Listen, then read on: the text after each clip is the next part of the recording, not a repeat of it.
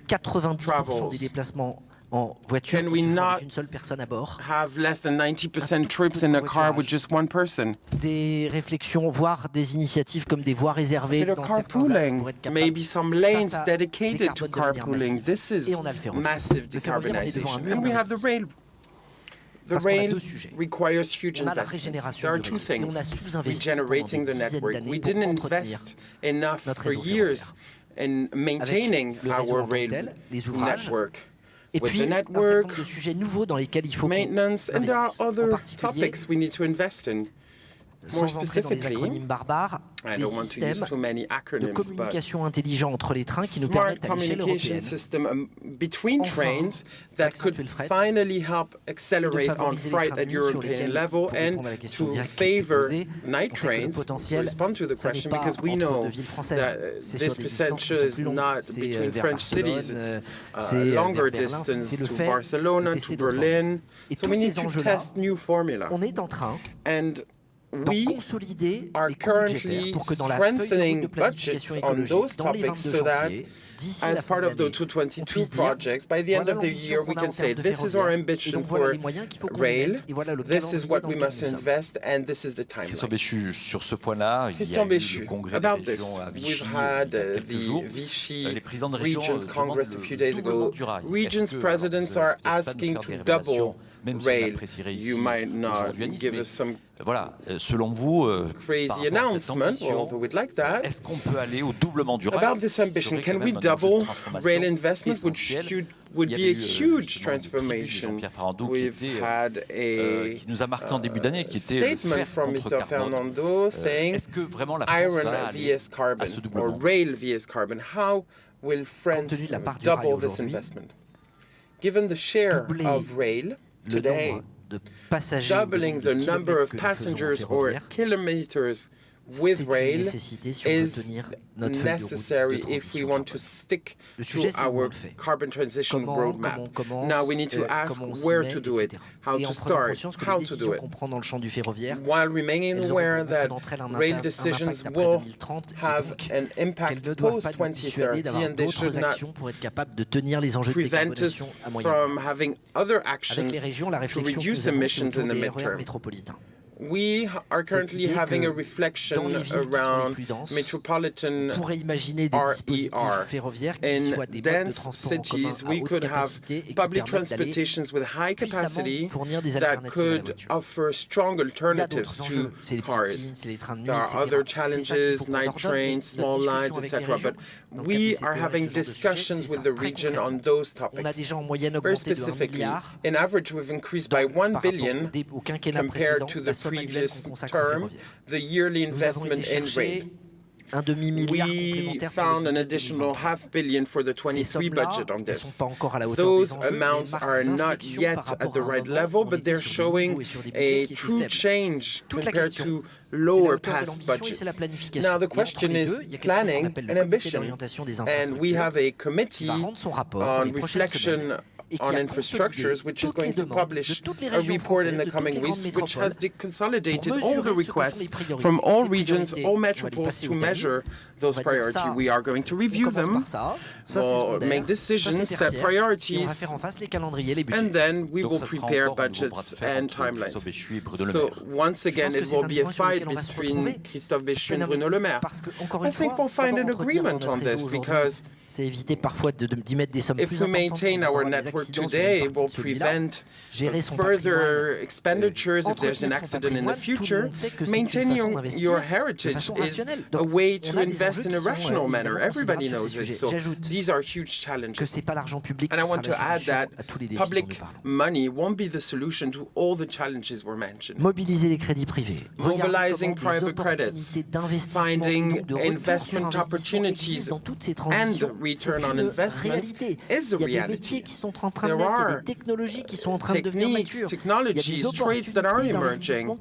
There are investment opportunities that are emerging too. Thanks to those who invest in impactful companies, those who create funds with a concern on their impact on the planet, thanks to the Bank of the Territories, whose role is to also work on those topics. So we will need to use public fundings, of course, but in another cases, private fundings. With with rail, it's mainly public. But when it comes to renovation, we should be able to find private investment. Marlène Dolvec will probably like this. She's on your left. She manages the 3,000 train stations in France. The train stations are like the lungs of our cities. Many have transformed. They are going through this environmental transition. People need specific actions for this environmental transitions. Aren't train stations an example of what can a political project around the environment can look like every day? I might quote the minister. When you manage the 3,000 train stations in France, you are the crossroad between two contaminating industries, mobility and construction. 10 million square meters for train stations, tunnels, etc. And of course, we have some very specific ambitions in the strategic plan of the SNCF since 2020, which is both sobriety, reducing energy consumption, exiting fuel. We've changed the light bulbs to LED. We look at the energy performance of our facilities, and we've actually managed to reduce our consumptions by 9% from 2020 to today. That's a real ambition. We're also having a reflection on our energy mix to see how we could generate energy, and this is our very big solar plan. Millions of square meters of solar panels in our car parks and in some of our rooftops, and in the future Saint-Augustin-Nice train station, which we saw yesterday with Mr. Ayer. So we need to think about this balance, which could lead to a certain level of self-consumption.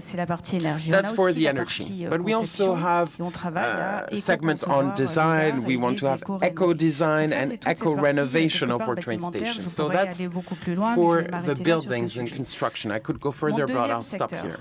Now, the second segment is mobility.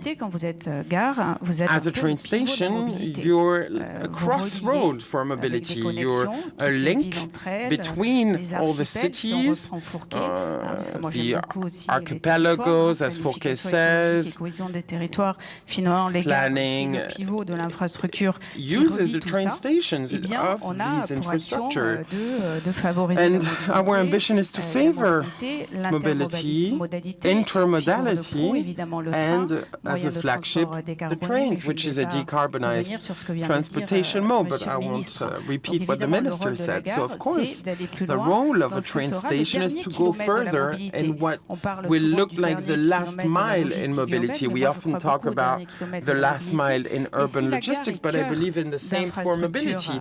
And if the train station is at the heart of infrastructures in the region, that means that in the future there will be easier access to all transportation methods near the train stations.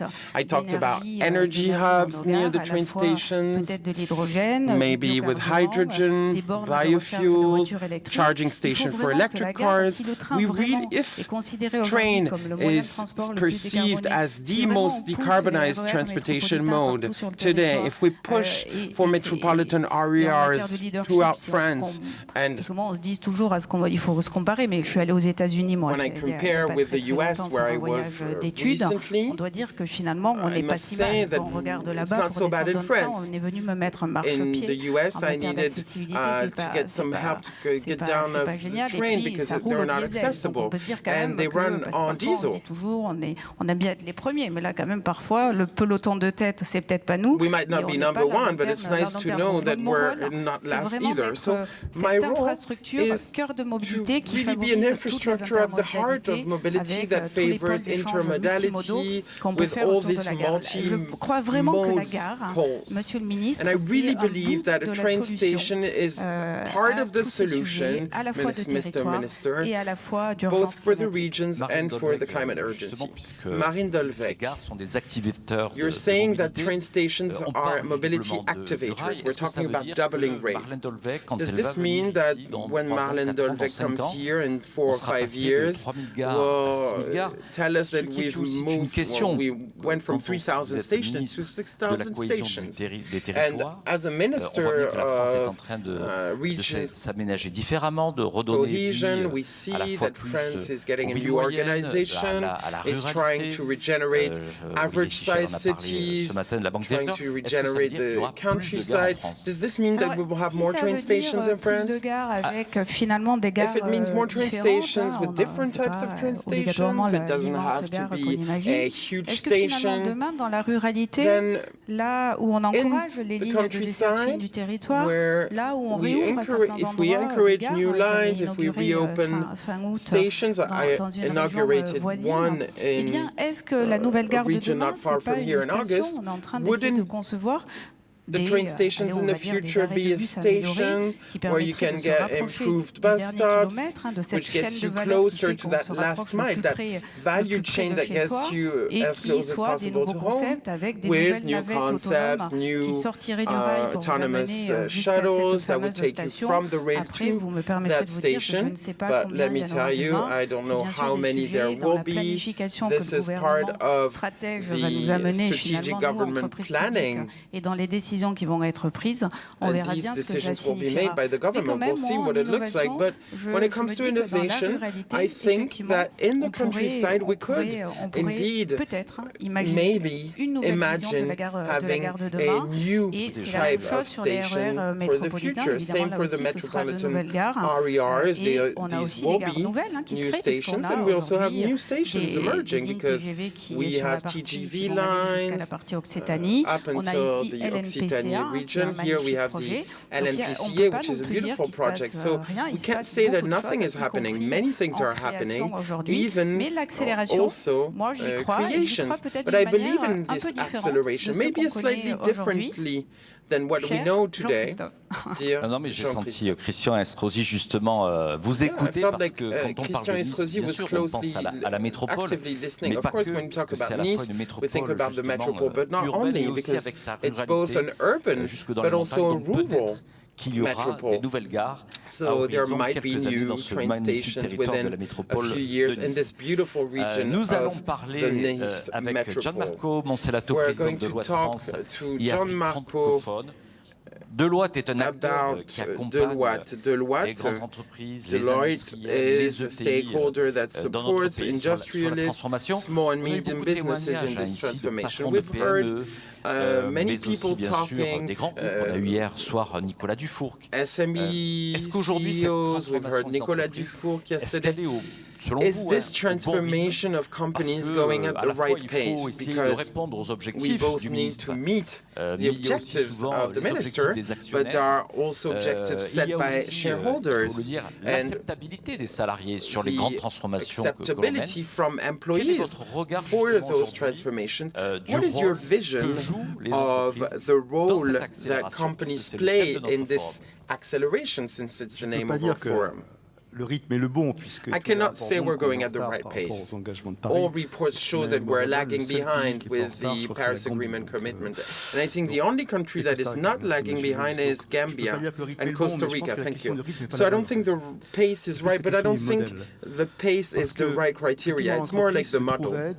Companies turn out to be a crossroad of all stakeholders when it comes to decarbonization and climate transition. Why? Because there's, of course, public powers, the regulators, who have a different pace or timeline than companies. So we must reconciliate this. There are NGOs, a whole ecosystem that advises and criticizes companies, and there are individuals, people who have expectations from those companies. And if we want to accelerate, if we want to do better, I think we should really need to think about a new model. We should stop talking about transition. This is more like a mutation. And On est à une période historique qui me fait beaucoup penser à celle de la Renaissance. At a historical time that really reminds me of Renaissance. In Florence, people said, I'm done with the system. I don't want to be only defined by the duty that I have. I want to have an impact on my environment, which is entrepreneurship. It's an artistic and economical renaissance. It's the same situation. A company has an impact on its environment that goes beyond its shareholders, its employees. Beaucoup d'attentes sont sur elle. There's a lot of expectations. A company can do it and can do it faster if they're convinced it's in their commercial and economical interest. Les collaborateurs poussent pour le faire, les équipes employees push for it. Collaboration dans beaucoup de secteurs. We see a lot of collaboration in many industries. One that has a lot of emissions, that is fashion, and there's a lot of collaboration in this industry to decarbonize. The pace is pretty good in France or in Europe, better than in other countries, but the challenge is to move to investment logics and business models that include the social and environmental impact when assessing their performance. You mentioned the change in economical model. We see that many companies are already facing this, but there's also a topic around training employees, which you see at Deloitte, which is huge. Transforming and being an engine of this environmental transition without preparing the trades of the future. How do you judge French companies on this? Many companies start to train their employees. I see that the government have done it too with the Prime Minister. Many companies started training their employees. We have rolled out our climate fresco many years ago because there's also the social aspect. The transition must be socially accepted. Transition is key, but there's an additional step we need to take, which is mainly applying to leaders more than employees, which is training on standards. France and Europe has a lot of standards, and quite naturally, CEOs tend to think we're done with standards, and it's making us less competitive. I think it's a mistake. If we want to succeed the transaction, we need to speak the same language. So this work on standard is crucial, maybe tiring, so that we can say the same things. Only CEO of Deloitte who's not an accountant, I will say that Renaissance was like double accounting. There was one part, what I owe and what I'm owed. Here we're having a triple accounting, what I owe to the environment, to my ecosystem. And in the future, value creation can only happen if we take this into account. And for this, we need standards, and we need to say the same thing. And the European regulation is very useful. And we need to make sure that beyond Europe, we have a common language to understand each other, because if we do certain things and India does the exact opposite because we don't speak the same language, it will take much longer. Sur cet enjeu qui est quand même crucial. A reaction on this huge challenge? Et parfois raison, parce que je ne pense pas que la parole du président de Deloitte ce soit un appel à ce qu'on fasse davantage de normes. I don't think the CEO of Deloitte wants more standards. We just need to make sure that with those standards that help the transition, we use that lever, which is the only one we need to accelerate. As a shared value. And before we create the standard, we must be able to make sure it's at the right pace. So there's two things, standards and training. And actually next Tuesday, with Stanislas Guerini, we will start the train of 25,000 leaders in the public administration so that we speak that same language in companies, but also in the way that civil servant leaders support, know where we're heading, and give that meaning back. And what we're missing, or at least what we need to make sure we don't miss, is that meaning, that purpose. We need to remember why we're doing it, where we're going. This concept of the planet that needs to be livable. And I will relate this to the Beson project. C'est un enjeu we need to keep customers and to find employees, to have that rationale and be able to include this topic. Gianmarco Monsellato. Here in the Transition Forum, some people said that deglobalization might be a way to accelerate the environmental transition. Being able to relocate further, there has been a relocation movement here in the Sud region. So isn't deglobalization one of the solutions? Earlier you talked about new economical models, but shouldn't we change completely the economy? Every time there's a problem in France, we think that deglobalization is the solution. It's been going on for 30 years.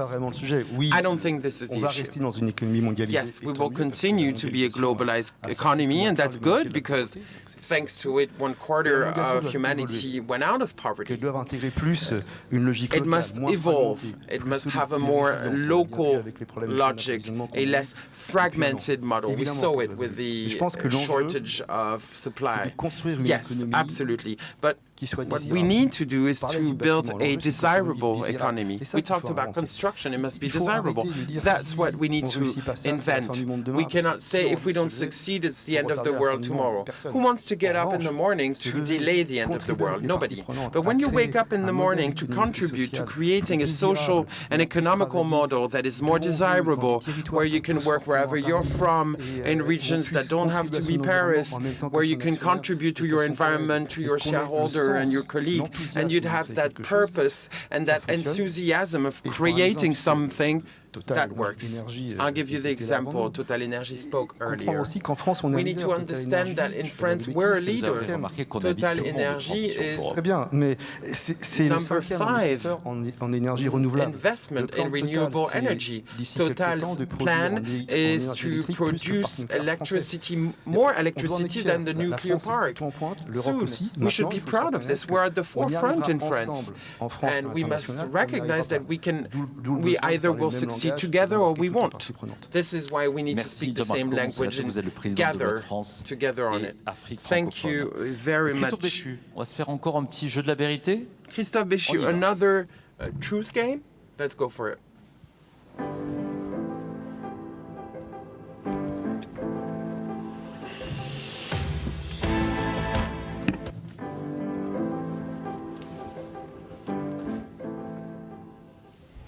Monsieur le ministre, bonjour. Minister, hello. Je suis Sylvie Perrin, My name is avocate Sylvie au cabinet Perrin. I'm a lawyer Florence at Associés the Notaires et Dougall présidente de la Florence plateforme verte. Associés J'aimerais Notaires savoir law quelles sont les firm. mesures que vous I would like to prendrez know pour what measures faciliter you les will contrats take to d'achat direct facilitate d'énergie, direct energy entre purchase contract les between producteurs companies and éventuellement producers les and personnes publiques qui maybe pourraient en bénéficier. between public Merci, people Monsieur who le could ministre. benefit from them. Thank you, Mr. Minister.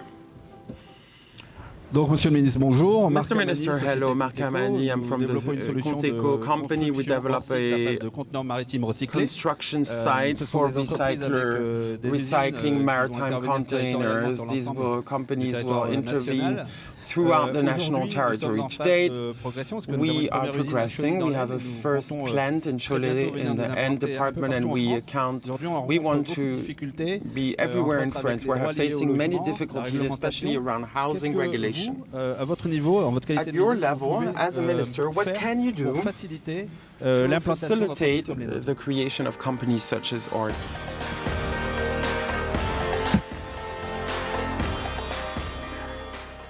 La réponse est à vous. Des questions Over to you. Some very simple questions, right? I think that Agnès Pannier-Runacher was here yesterday. It's a shame you didn't ask her the first question because you may have understood that when it comes to environmental transition, she has the competency. The energy market is very much being disrupted, and we know that we will have to change some rules, especially when it comes to self-consumption, the capacity to sell to your neighbors. Today, we have rules that that rely on a very old model where we had one energy producer and that's it. The increase of renewable energy, those questions, the absence of reliable solutions to store energy require that when an energy can be produced somewhere, we should be able to see what it can lead to. I cannot clarify further because this will be at the heart of bills that will be presented tomorrow around the energy climate strategy. As for the second question, and the way the production model can evolve in cities, there are huge challenges in this area when it comes to saving on materials, when there's assembling or to reduce the time of construction, to accelerate the delivery of the buildings. And once again, with regulations that are 5, 10, 15, 20 years old and that might not be adapted to those new innovations that are emerging. There are huge debates at municipality level on the concept of zero net artificialization, on the way we can push on those topics. So I'm fully working on this. This is part of my competency, which is cities and buildings. We need to change the regulations. I understand and I'd like to hear the issues of this entrepreneur to know what difficulties he's facing so that we can align with virtuous construction models in the regulations and that we don't forget anything and we don't realize several years later that we missed on a certain innovation. I'm not here to send messages around everything. I'm here to listen to ideas, and I know that in the reports of this 2 days event, I will find a lot of inspiration, much more than what I inspired to you. Thank you, Christophe Béchu. Great transition. We are welcoming Bertrand Adré, founder of a new company. You were working at the investment bank too. You were an author, a book, Do We Really Want to Change the World? Do you feel here at the Transition Forum that there is this will to change the world, and what criticism could you express? Especially about governance, where you feel like France does not play its role enough. Merci Jean-Christophe de cette invitation. Thank you very much, Jean-Christophe, for this invitation. I was shocked when I arrived at the premise this morning. I remember the first time I came here. It was a historical date, not because I was there, but it was because it was the day before Lehman Brothers went into receivership, went bankrupt. So the 12th of September 2008, the Friday before Lehman Brothers went bankrupt on Sunday. And everyone was panicking. We thought that it would be the end of the world in 3 days. We were extremely worried, and things accelerated at the time. And this is similar to the debate we have today. We were very afraid. We mobilized huge resources to protect our financial sector, more than 400 billion. This was something unprecedented. It's something that we had seen as well with COVID already. So we knew how to do it. So then things eased off a little bit. We removed some of the rules. And then a miracle took place, the 2015 miracle. In 2015, we agreed on several things. We had the Paris Agreement in France. A few months before, in France, we had the New York Agreement. It's not as famous, on the Sustainable Development Goals, so the 17 SDGs. And then we agreed on the desirable economy. No need to reinvent it. The whole planet agreed on a roadmap which makes us committed to an economy which is sustainable, inclusive, and resilient. So it's a miracle. We agreed. And we said, okay, let's go. And then we made a mistake. I talked about this at the World Bank. Once we defined our goal, We said, let's go, let's do it. So there's no police for the Paris Agreement or sustainable development. It was just the idea that if France was going to do it, Great Britain would have to do better, and India would have to do better, and it would be a sort of race, and that there would be some pioneers that would be the driving force of the system, and everything would snowball and happen. I'm not really okay with the world transition. 1% a year, and after 30 years, we reached our goals without any pain. But we realized 7 years later, this is why this forum is important, we realized that it doesn't work. It works because we know the goals, we talk about them, we're more concerned, etc. But to go further, you can see that there's a huge step that is hard to take. It's not a transition, it's a transformation of our ways of producing, funding, living. And this transformation is a lot more considerable than we expected in 2015, also because we delayed it. So we need to take things seriously. Jean-Marc mentioned it earlier, we need to really address the crux of the matter. Why every quarter, every semester, every year, you are pulled back to your previous system? Why, regardless of the price of carbon, nothing changes? We're focused on a system which makes financial capital the most important thing, which indeed was rare 50 years ago, but we don't talk about human capital, environmental capital, social capital, societal capital. How can we change this? It's very long, it's a bit painful, it's not very funny, not very glamorous, but this is the crux of the matter. We need to work on these topics. There's not going to be a change overnight. No, it takes time, 10 years, 15 years, 20 years. And we need to agree on something because it's going to be the way in which we live in 20 years. And I don't want big American companies to decide instead of us.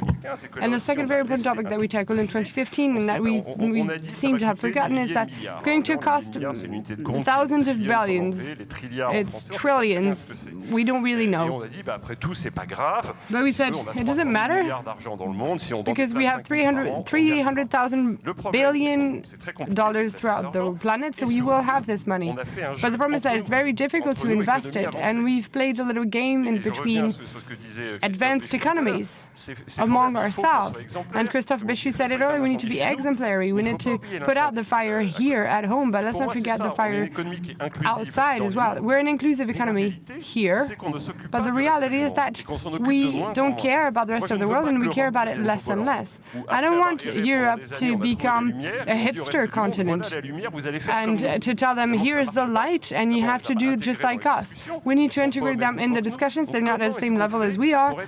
So how can we truly be inclusive? It's wonderful to say we're going to limit carbon importation, but what do we offer instead? Let me just finish on this. It made me think of something I read in middle school, Voltaire.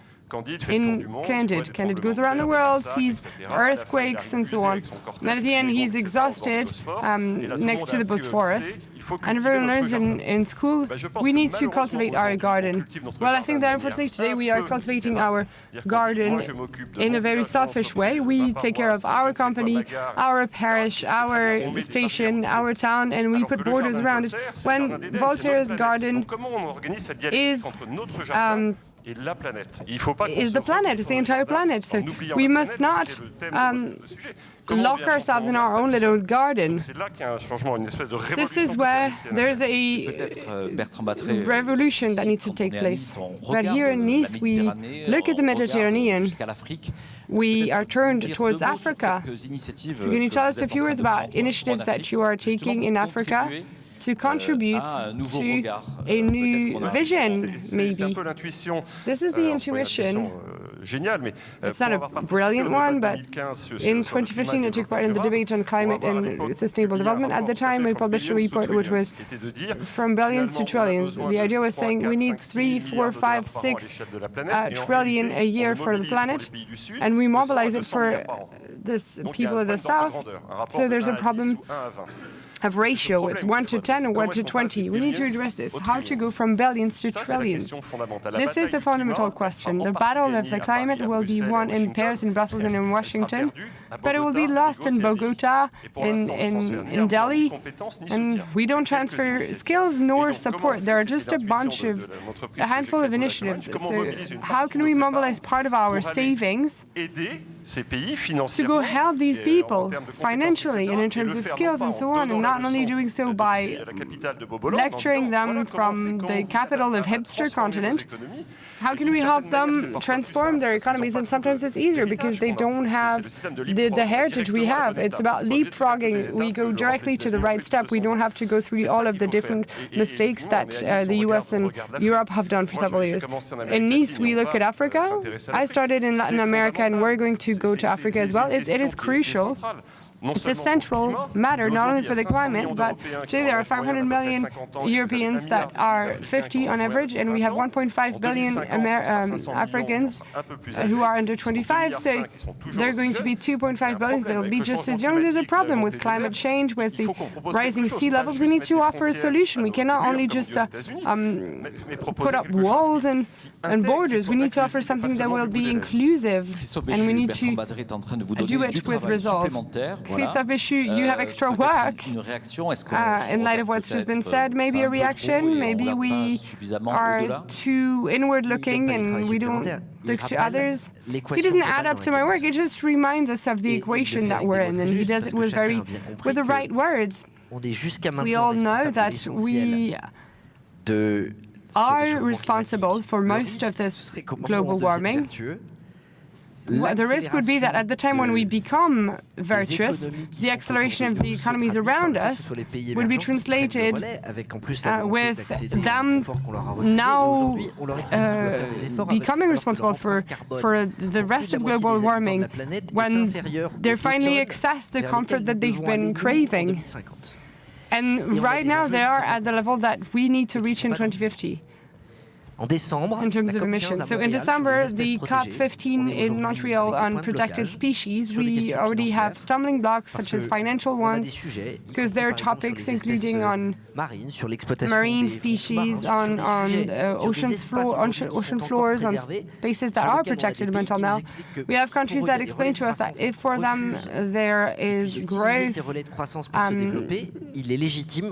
parameters that they cannot use, so that they want us to fund the fact that they can directly leapfrog to the next technology. And this is exactly part of the complexity and part of the solution. Your little SDG pins. 2015. In December 2015, 193 countries unanimously adopted the Charter. It's not a vote, it's unanimity. Our country, our planet, is aware of this interconnection. The pandemic is something that we've all gone through, regardless of where we are in the planet, with this feeling of belonging to the same humanity. Et le même sentiment d'urgence soit là. Il nous faudrait tous les soirs à la télé. We would need every night on TV to see the number of cases of climate refugees, of threatened species. We would need to have the same pressure as during the pandemic, because what happens while we're not seeing it is just as serious or even more serious. So how can we become aware? Parce que personne n'a envie des conséquences. Personne n'a envie because no one wants to have a billion climate refugees on our continent. We don't want ice melting, the rising sea levels, and the disappearance of most of the biodiversity on the planet. Une terre aussi habitable que celle qu'on a trouvée nous. Il faut la mobilisation qui permette de le faire. C'est que ça illustre la place que chacun a à prendre. La finance, avec la vision internationale. This is an example of concrete solutions in terms of transport that is required at country level in terms of mobility. Secteur des entreprises, parce qu'effectivement, à l'échelle de la planète, on a Dans les grandes institutions, d'abord des entreprises qui aujourd'hui ont une capacité d'influence, pas seulement d'investissement, also have influence aside from financial means. And they need to pay attention to the generations of the future, and we need to have media that create a link between all of this. This roundtable was a metaphor of the collective roadmap we have to follow. So thank you for having invited me and allowed me to take part in it. Thank you, Christophe Béchu, for your presence here. Nous remercions bien sûr également Marlène Dolvec, Emmanuel Duez, Gianmarco Monselato, on a dit qu'il y avait beaucoup de ministres de la transition écologique dans le précédent many ministers of environmental transition lately. You are invited again in September 2023 to Nice. Thank you very much, Christian Estrosi and Lionel Lemeau are now going to conclude.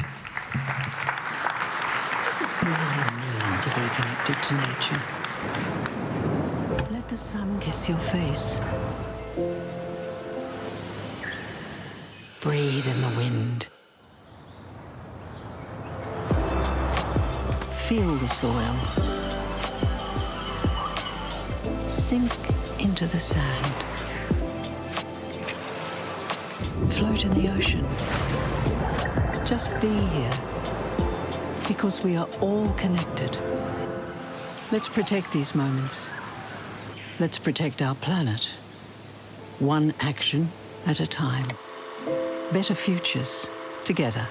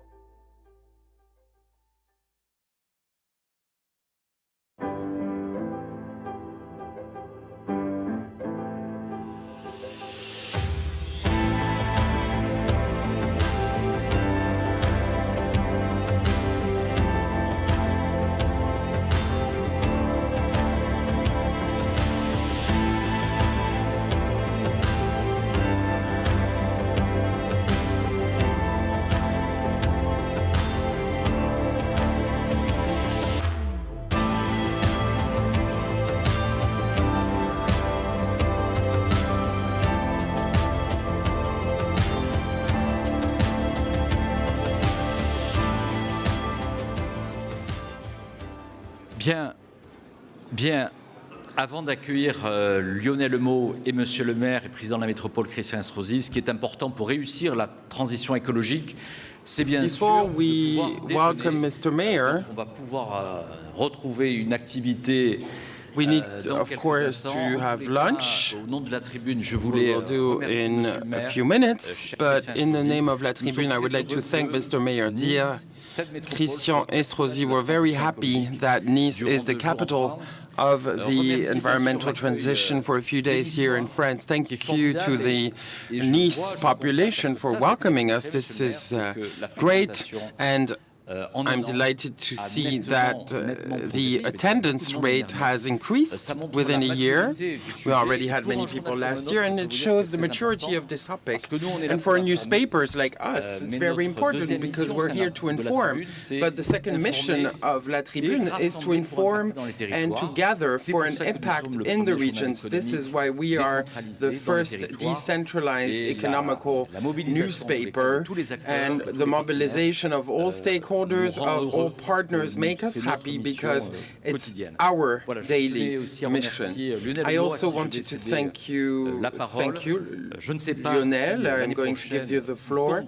I don't know if next year he wants to change the transition forum to the transformation forum. We will have this debate in the coming weeks. Thank you to all the La Tribune teams too, our journalists, our general director, Mr. Minister, for his closing statement. Thank you to all of you. I'll give the floor to Lionel Lemot.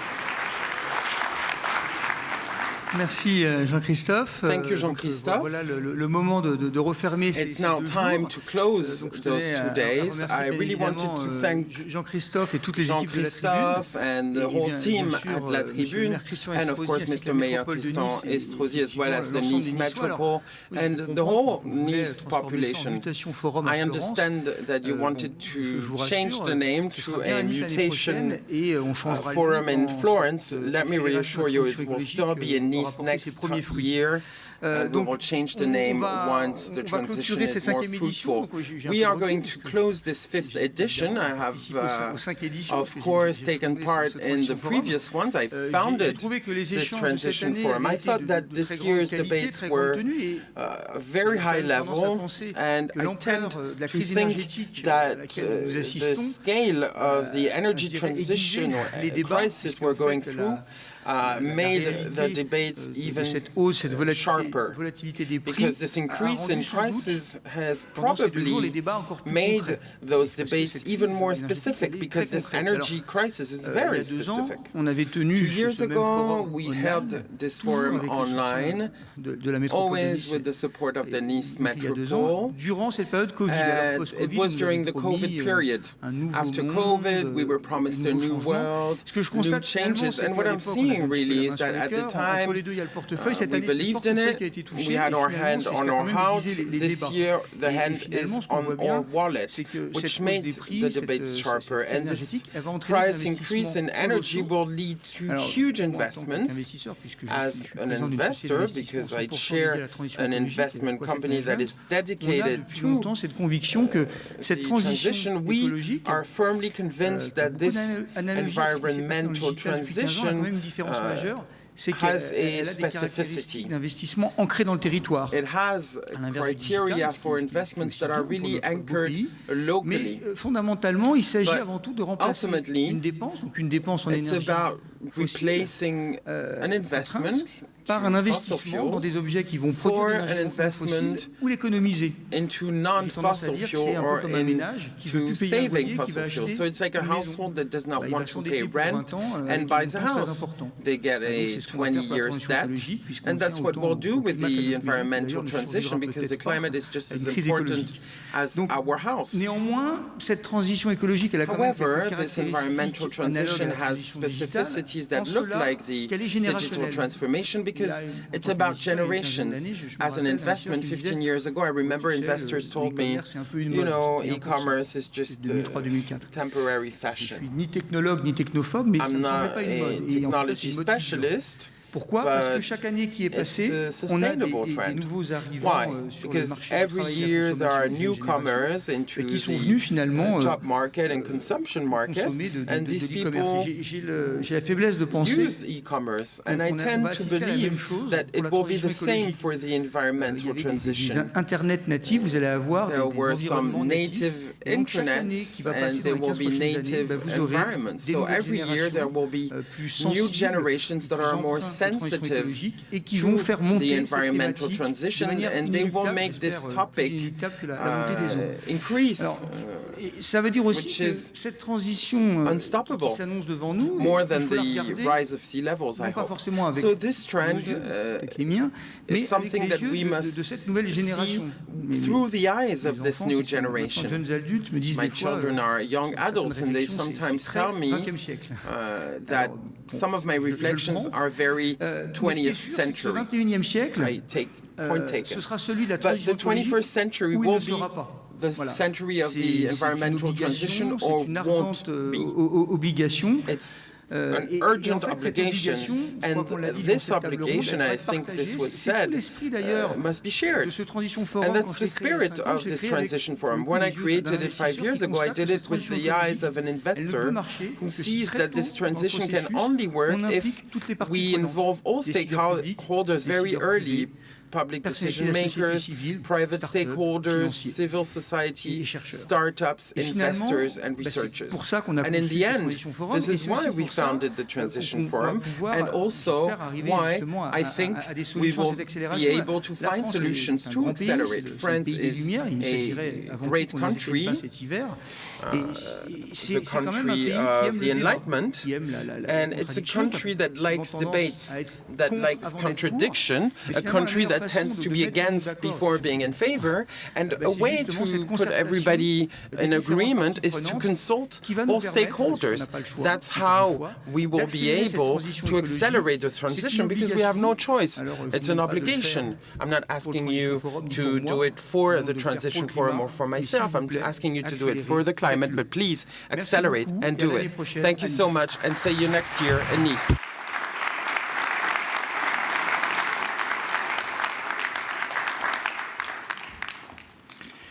Eh bien, je vous remercie une fois de plus. Once again, Jean-Christophe I would like to thank Jean-Christophe Tortora, La Tribune, and of course Lionel Lemot for their trust for this second year in a row to organize this transition forum. Naturally, when it comes to conclude the forum, and before I give the floor to my friend Christophe Béchu for his closing comments, we see this third edition coming, looming. And it makes me think that in our societies today, we think too much about the immediate future. This is why a few years ago already, I decided to take a public position responding to those who ask me where I'm positioned. Although if you look at my career, it's quite easy to position me. But I'm used to saying that I was now mainly a local administrator. Au-dessus de beaucoup de choses. De refuser de répondre au premier journaliste. I didn't want to respond to a journalist in the morning. This guy said this, the other guy said that. What's your reaction? Je ne commente pas. I do not comment. Ceux qui se complaisent dans la vie publique. Some people like to comment in public, je préfère but être identifié comme un acteur. I'd rather be seen as an actor, not a commenter. Il y a quelques instants, Lionel. A few minutes ago, Lionel said that this was a society of people against more than in favor. It's true. Our society is a little grumpy, with people who in the parliament systematically say they're against more than in favor.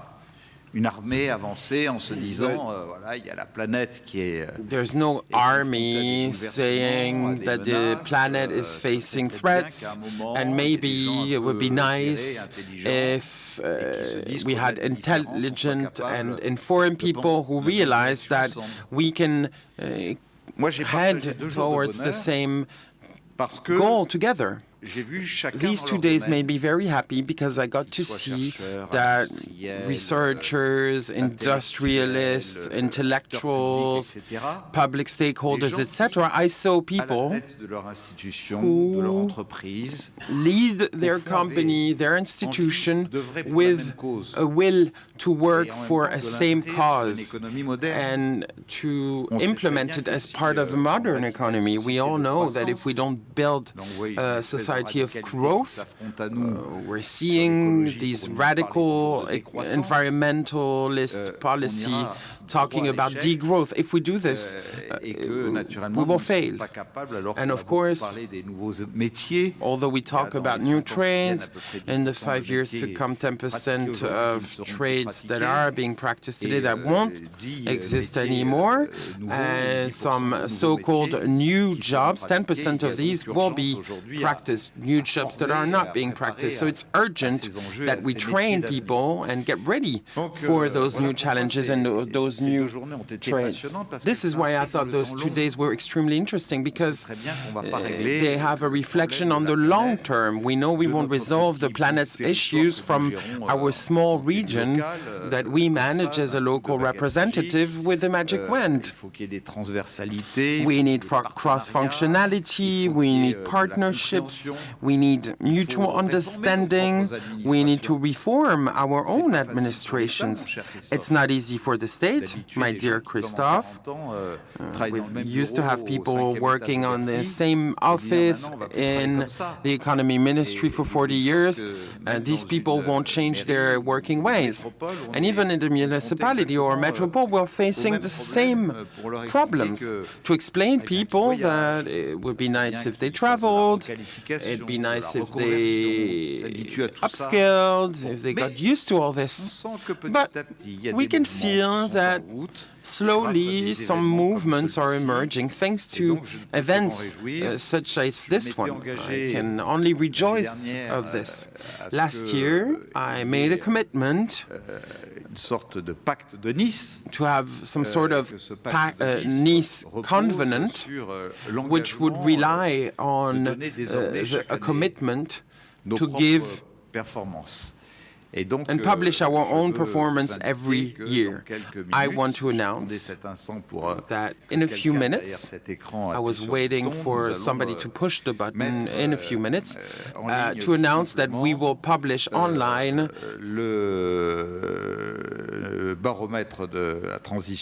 the transition barometer, transitionécologique.nice-côte-d'azur.org, a website where we will display our performance improvement or not, and it shows that between 2019 and 25 we are on a curve of minus 40% with our partners from the Côte d'Azur University, the Risk Environment and Sustainable Development Institute, Atmosud, who's checking our data, the ADEME, and the study offices of CETEC Environnement.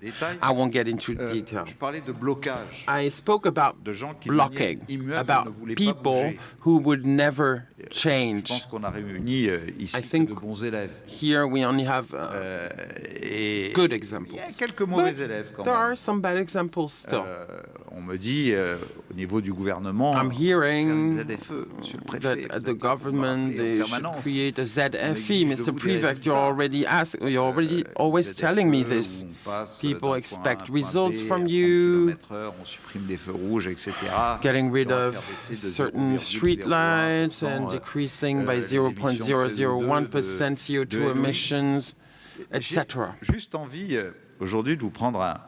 Today, I would like to give you a reference. We are an extraordinary region. We make many efforts.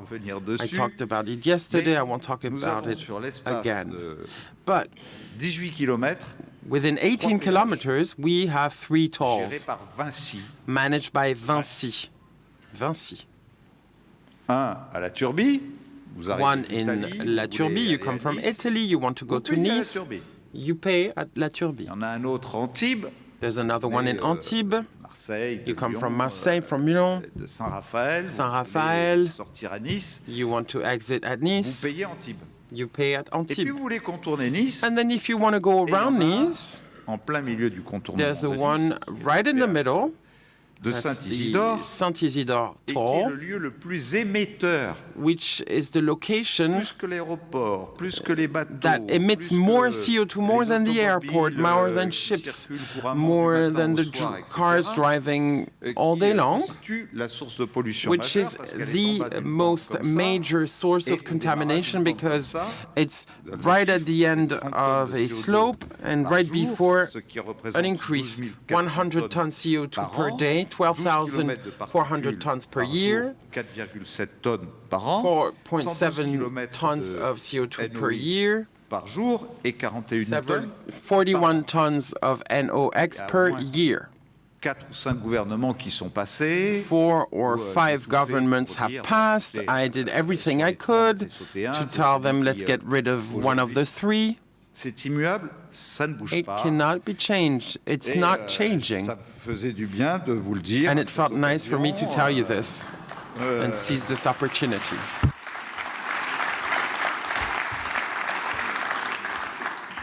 Et je prends une autre illustration. I'll take another example.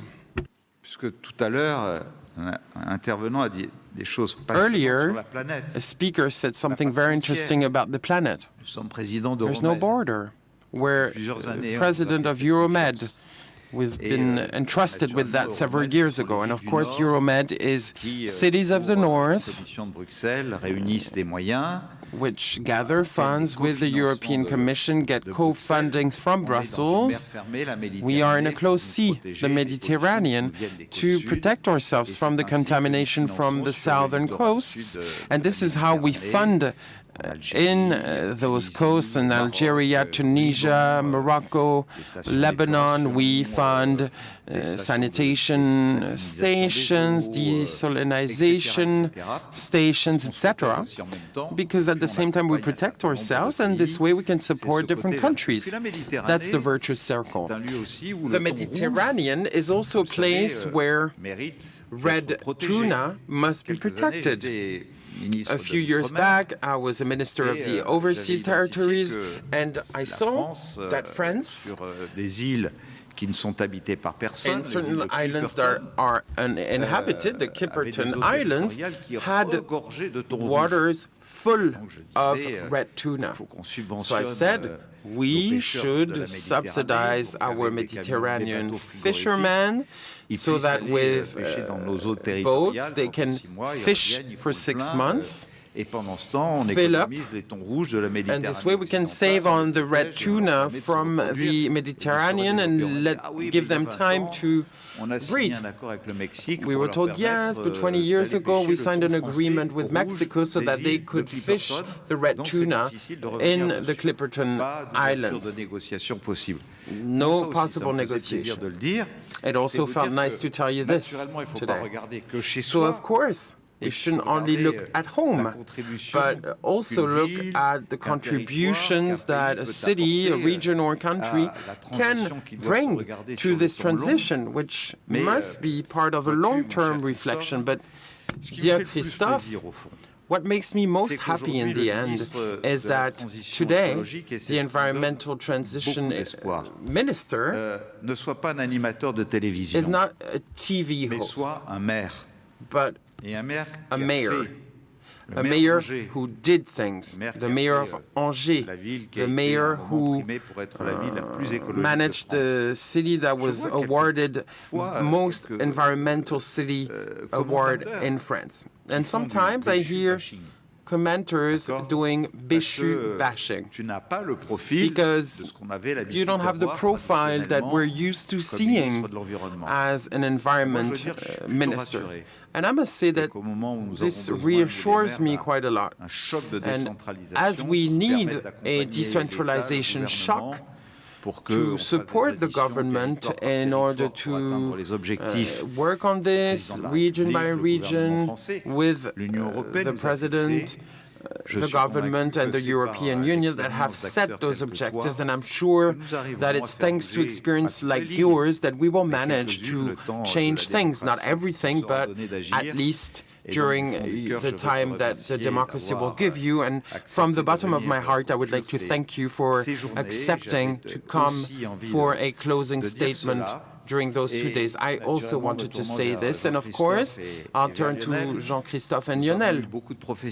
We've heard many professionals, many specialists. We have a new dimension. There's many more people than last year.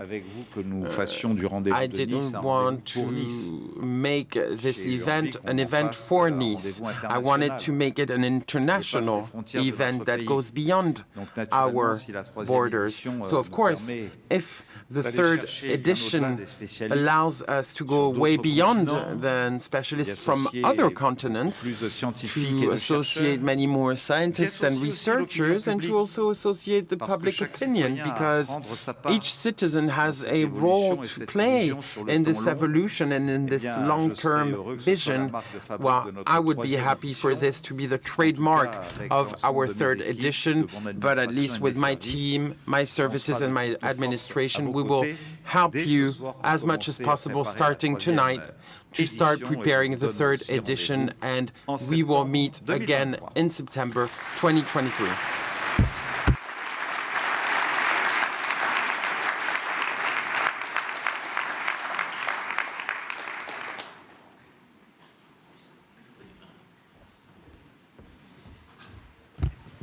Monsieur le Président de la Métropole Maire de Nice, cher Christian, Monsieur le Préfet, je voudrais saluer les parlementaires qui sont ici, l'ensemble Mr. President of the Metropole, dear prefects, I would like to commend all the representatives, especially for the President of the Transition Forum, but also for the President of La Tribune. Thank you so much for your invitation, because this is an invitation that gives hope, and I understand why it takes place in Nice, because it's a microclimate. This microclimate, which has no relation with the discussions we've had, of course, is being used to making worlds meet. It's an obsession to wonder how to make sure that a city, not just through challenges, is able to unite. Here we have entrepreneurs, we have the academic world, we have citizens, we have people from abroad who are invited to meet, to take part in roundtables, to listen, to speak, to give their opinion, to ask questions. And this trademark is the trademark of a region where people are obsessed with building a collective narrative and to make sure that they can show the way, set up a vision. This is the trademark of those who have for many years made sure that there is a trademark in this city with Christian Estrosi and make it an inspiring region. There are few topics that require this approach that much than the transition. Because if this topic only belongs to specialists, scientists, a certain group, age group, or a company for solely commercial reasons, if people work in silo for the transition, only work in their transition without planning together, then we won't succeed. I didn't come here to give a pessimistic speech, because I am convinced that this type of event help becoming more aware and get us closer to these roadmaps of solutions. I won't speak too long. Many things have been said already, but I would like to thank this forum for existing. I would like to commend the commitment that was just made, a new edition next year, and to see how we can deepen and extend this type of debate. And I even think that this could give ideas to other regions, because de ville dans certains départements, dans certaines régions. In certain regions, departments could help mobilize regional governments so that they can see how they can make this transition that we need more local. It's probably one of the levers with training, funding, mobilizations, legislative or national decisions that could be made so that we could also extend and go further. Thank you so much to those who organized the event. Thank you so much to La Tribune, the Transition Forum, and of course, thank you so much to the city of Nice and to you, my dear Christian. Thank you.